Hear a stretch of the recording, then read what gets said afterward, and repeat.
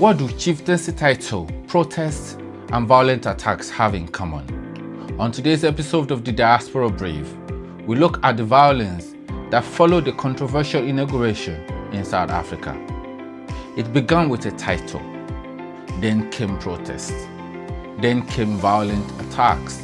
On Saturday, March the 14th, a Nigerian Igbo leader, Chief Solomon Ogbonna Eziko, was inaugurated as the Eze Ndigbo in East London, in South Africa's Eastern Cape. The title is often used by Igbo communities abroad. It is meant to represent cultural leadership in the diaspora. But in South Africa, this coronation triggered anger.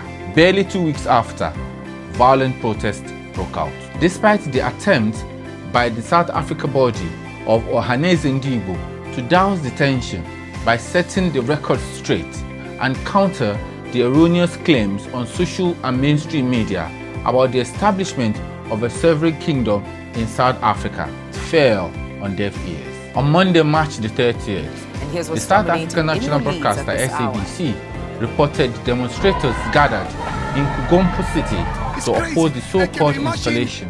Local residents, traditional leaders, political party members, and more importantly, the March and March group, a citizen-led movement advocating for stronger immigration enforcement and protecting opportunities for South Africans. Their message was clear. They rejected the inauguration. They said it was illegal. They said it disrespected South Africa's traditional leadership system. Protest leaders described the move as inconsistent with the country's constitutional framework for traditional authority. But the protests did not stay peaceful. Very quickly, the situation escalated. Videos and reports from local outlets show what happened next. Vehicles were set on fire, buildings were burned, shops were looted. Many of the targets were linked to foreign nationals. Protesters touched cars, attacked properties believed to belong to migrants. Foreign-owned shops became a major focus. This is where the story shifts. What began as a political protest started to take on a different tone, a more dangerous one: xenophobia. South Africa has a long history of tension around foreign nationals, especially African migrants. Past attacks have often targeted small businesses run by foreigners. In this particular case, similar patterns appeared again. As anger grew, some protesters called for the deportation of Nigerians linked to the inauguration. Others warned that the violence could continue if authorities did not act. The unrest turned deadly. The South African Police Service confirmed in a statement that 10 vehicles have been damaged and one building in the North End business area was touched. Curiously, the police said no injuries have been reported and no arrests have been made. This is contrary to media reports indicating that a stabbing occurred during the chaos. At least 2 people were taken to the hospital. The Nigeria High Commission to South Africa has also reacted. So he's just there to celebrate their cultural activities, to celebrate themselves as cultural thing, not as a political institution, not as traditional institution. And that was why I said I offer our apology to the traditional institutions in South Africa. We say sorry to whatever has happened.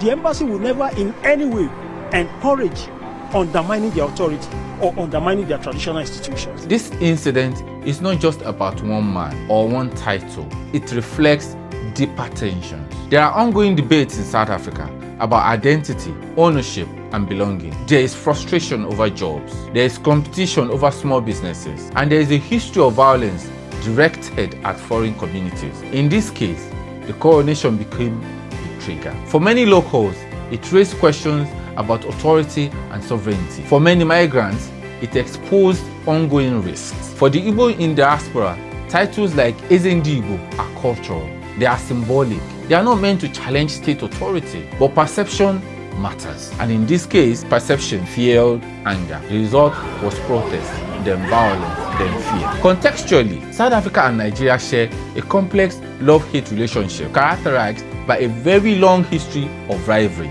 spanning from diplomatic tension after apartheid to intense competition in economics, sports, and culture. Despite Nigeria's strong support for South Africa's anti-apartheid movement, recent years have seen friction over xenophobic attacks in South Africa. Can diaspora communities express their culture freely abroad? What happens when culture is seen as a political power? And how can countries manage diversity without conflict? This is more than a local story. It is a warning about how quickly tension can turn to violence and how fragile coexistence can be.